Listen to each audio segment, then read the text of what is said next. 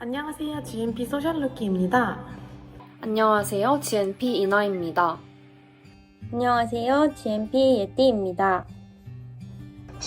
이번 달에는 저희 GNP가 아동학대 예방의 날을 미리 맞이해서 아동학대에 관한 이야기 나눠보는 시간을 가지도록 하겠습니다. 혹시 여러분은 아동학대 하면 어떤 것이 가장 먼저 떠오르시나요?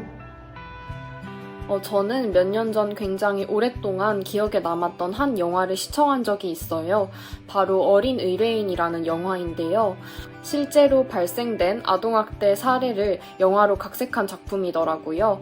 작품을 보고 아동학대에 더 관심이 생기고 아동학대 근절이 정말 시급하다는 생각이 들어서 관련된 자료를 여러 가지 살펴봤던 기억이 나요. 어린 의뢰인의 예고편과 관련 뉴스 자료를 함께 시청해보고 여기에 대해 이야기 나눠보는 것은 어떨까요? 어린아이가 죽은 사건이 또 발생했습니다.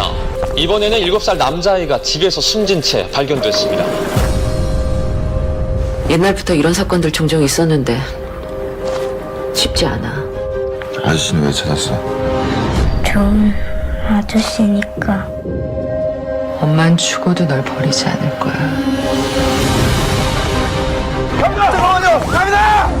애가 애를 그랬다는 게 지금 말이 됩니까? 그런 부모 밑에서 태어난 애들이 있어요. 재수 없는 애들. 내가 내 새끼 때리치기든 말든 상관하지 말고 가라고. 다 법적으로 끝난 건 몰라요? 아저씨가 정말 미안해. 네가 그랬잖아. 몇 대 때렸다고? 제가 잘못한 거예요?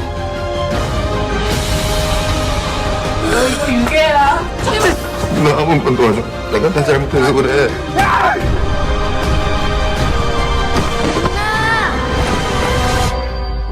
이 아이는 내가 만났던 가장 어린 의뢰인이었습니다.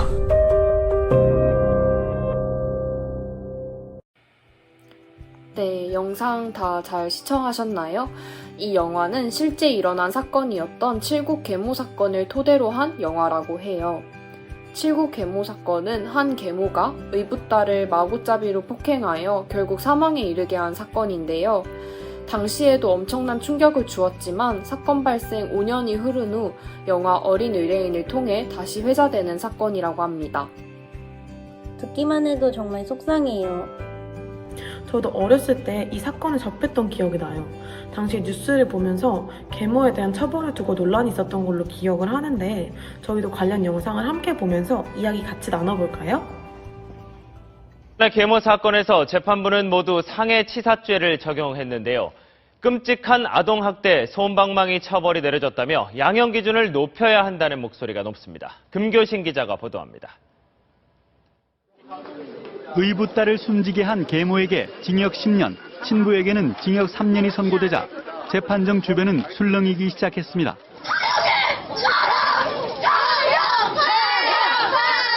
상해치사죄보다 살인죄를 적용해 엄한 형벌에 처했어야 한다는 목소리가 터져나왔습니다. 외국처럼 아동학대를 근절시키려는 그 의지가 법조계에도 널리 확산되어서 살인으로 적극 기소하고 적극 무기징역 사형 구형하는. 하지만 법조계에서는 대체로 지금의 양형 기준으로서는 선고 형량이 낮은 편이 아니라고 보고 있습니다. 사람이 죽었다는 결과는 같지만 처음부터 죽일 의사가 있었다고 보기가 힘들고 그렇다면 살인죄를 적용하기 힘들다는 판단입니다. 네, 이번 사건을 둘러싼 비판의 목소리 속에서도 간과해서는 안 될 것이 있습니다. 우리나라 새엄마들의 절대 다수는 아들과 딸을 사랑과 정성으로 키운다는 사실입니다. 아동학대는 정말 심각한 범죄임에도 불구하고 이렇게 형량에 대해 의견이 상반되기도 하네요. 뉴스만 봐도 살인죄를 적용해야 한다는 의견과 그렇지 못하다는 의견이 충돌하는데 여러분은 어떻게 생각하시나요? 저는 살인 의도의 여부와는 상관없이 결과적으로 아이가 사망하는 결과에 이렇기 때문에 살인죄가 적용돼야 된다고 생각해요. 맞아요. 저 또한 그렇게 생각해요. 아동학대에 대한 솜방망이 처벌이 계속될수록 아동학대의 심각성은 더욱 높아질 것이라 생각해요. 아동학대 관련 사례를 접하거나 영상을 시청할 때마다 정말 속상한 마음이 드네요.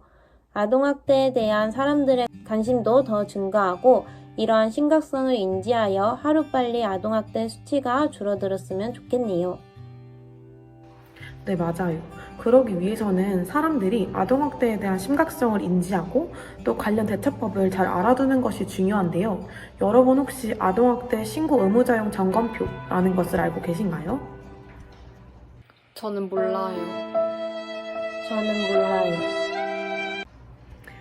아동학대 신고 의무자용 점검표란 아동학대 신고 의무자가 직무 중에 학대로 의심되는 아동을 조기 발견하기 위해 활용할 수 있도록 만들어진 것인데요.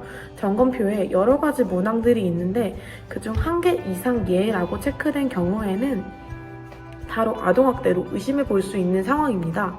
따라서 아동학대가 의심될 경우에는 아동학대 신고 전화로 신고를 해야 되는데요. 아동학대 신고 전화는 112 맞을까요? 네, 맞습니다.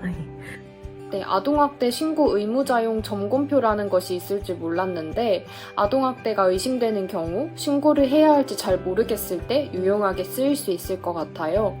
많은 사람들이 점검표를 곁에 두고 활용하셨으면 좋겠네요.